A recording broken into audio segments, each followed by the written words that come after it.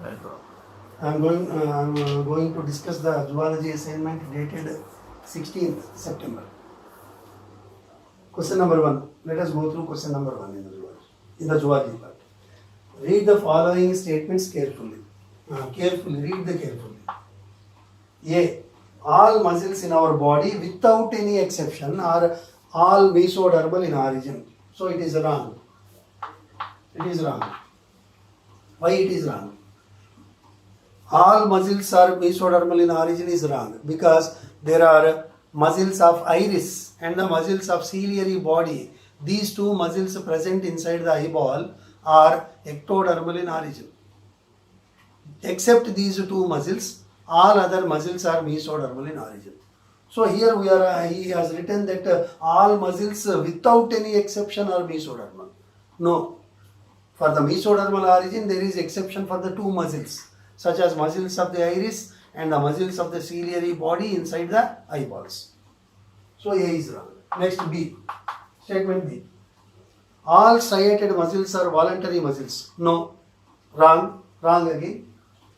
It is initially itself wrong.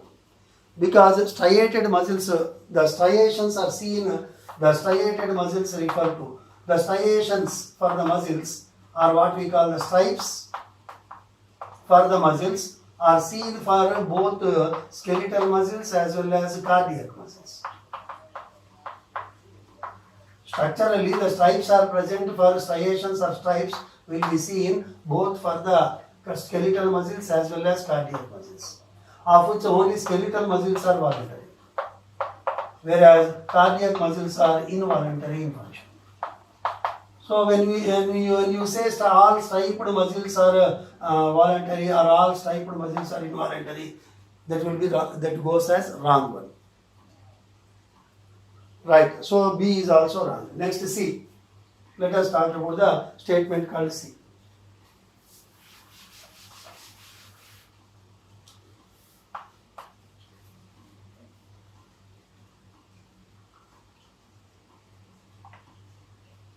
The muscles that assist in the transportation of gametes through the genital tract are striated and involuntary. They are not striated. They are not striated. They are the internal organs of the body, the gonoducts, what we generally call, the ducts through which the gametes get transported are commonly called as gonoducts. And these gamete transporting gonoducts are visceral organs. They are provided with visceral muscles which are the smooth or unstriated muscles. Though involuntary term is correct, but striated is the term given wrongly. So C also wrong because of the word called striated. They are unstriped muscles. An organized skeletal muscle in our body is made up of a number of bundles of muscles fibers called as fascicles. And all these fascicles are held together by a common connective tissue sheath called fascia. D is correct. D is correct. So if you observe the entire muscle, inside the muscle fibers appear in the form of the bundles. And these bundles are called as fascicles. And these fascicles are interconnected by a connective tissue sheath that cover them.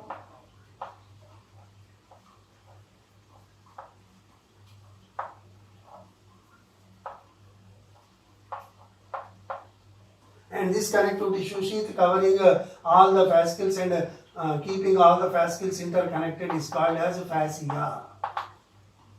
These bundles are called as fascicles. These fascicles internally contain muscle fibers or muscle fibers. These individual cells are muscle cells or muscle fibers. That bundle of muscle fibers are called fascicles. Fascicles are interconnected and enveloped by the connective tissue sheath called fascia. So D is correct. Then E. In a skeletal muscle, the fascicles with one another lie parallel to each other, and also the muscle fibers with one another also lie parallel to each other. With one another, the myofibrils also. The myofibrils present inside the muscle fiber are also lie parallelly or arranged parallelly to each other. So it is also correct. The arrangement is also. So how many of the above statements are said to be incorrect? So three statements are incorrect. How many are correct means 2. So let us go for the second option where it shows the 3 statements are incorrect. Next, which of the following muscle cells are muscle fibers assemble in a branching style to form a muscle? That is the cardiac. Only cardiac muscles cells have got the branches. Branching style of pattern is seen only for the striated involuntary muscles. Striated but involuntary muscles called as cardiac muscles. So fourth option. Next, third question. The striated appearance of skeletal muscle fiber is due to the distribution pattern or style of 2 important proteins such as so let us name the proteins whose distribution provides such a striated or striped appearance. Actin and myosin. Fourth option. Actin and myosin. Actin is present in the thin filaments and the light band area, and in the dark band or containing where the thick filaments are present, there will be myosin. So their style of arrangement, systematic arrangement, will lead to the appearance of stripes on the surface of the muscles. Next, cisternae of sarcoplasmic reticulum of muscle fiber will act as storehouses of calcium ions. Storehouse of calcium ions. So calcium ions are stored in the sarcoplasmic reticulum portions called cisternae. We can also call them as sarcoplasmic cisternae. Remember, sarcoplasmic reticulum is the other name for the endoplasmic reticulum of the muscle cell. Next, fifth question. The thin filaments of I band, also called light band, in a sarcomere are attached at their center to the Z line, which will be an elastic fiber. Number 1 is elastic fiber there. Elastic fiber. An elastic fiber. Z line is an elastic fiber. Whereas M line is a thin membrane. M line is a thin fibrous membrane. M line is a thin fibrous membrane. Now let us go for the option now. Here 1 and 2 are respectively. Whereas the thick filaments of A band or dark band are also held together at their center to the M line, which is 2 dash, which is a dash where the 2 is given. Here 1 and 2 are respectively. One refers to an elastic fiber and of the Z line, where the 2 indicates the thin fibrous membrane. Where the option is means first option. Next, sixth question. Question number 6.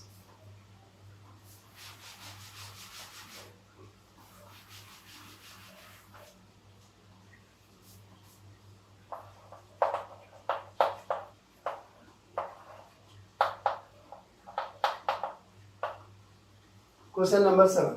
Question number 6. The proteins present in the Z line and M line are respectively not given in the textbooks, but might be taken from outside. So okay, let it be treated as a teacher's choice. So Z line consists of a protein called actinin, whereas M line consists of a protein called myomycin. So actinin and myomycin.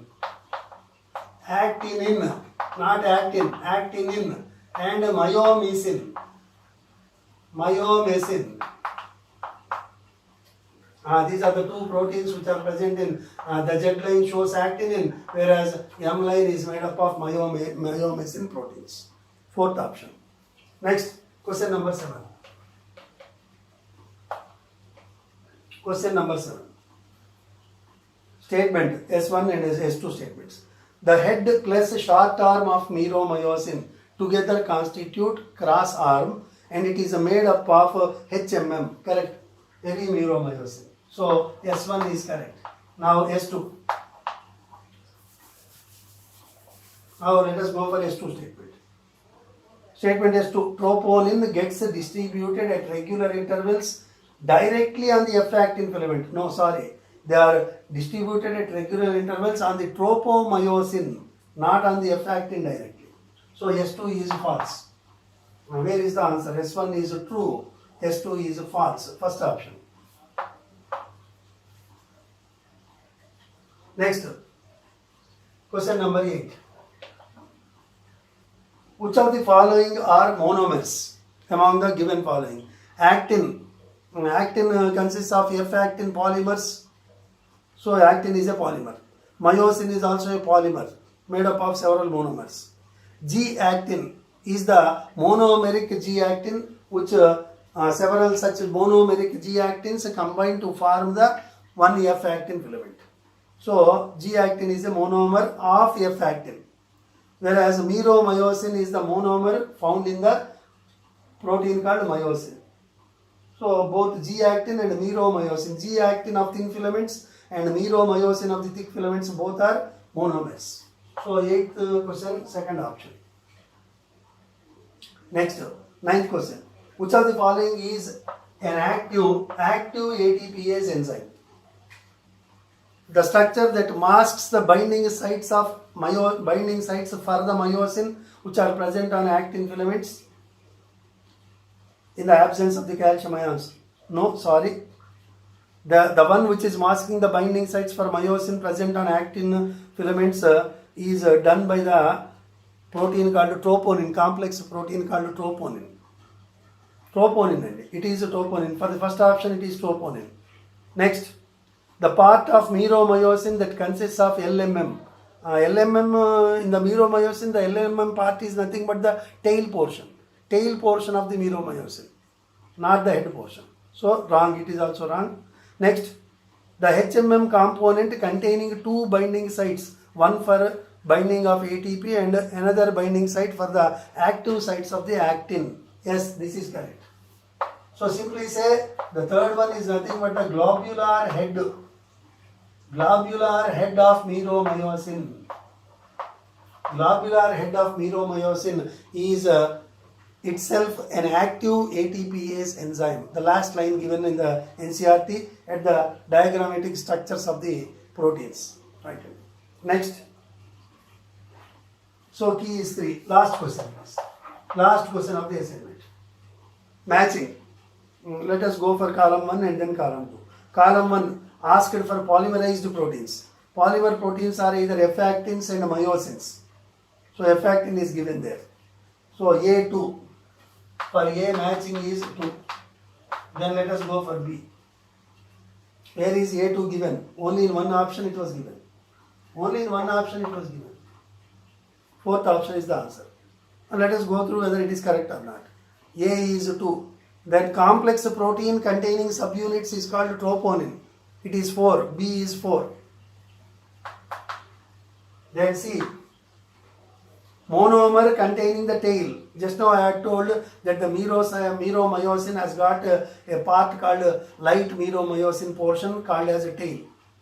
So tail is present for the meromyosin. So C is 1. Next D. Monomer without tail is the G-actin. G-actin was given at 3. So 2, 4, 1, 3. Fourth option. Yes.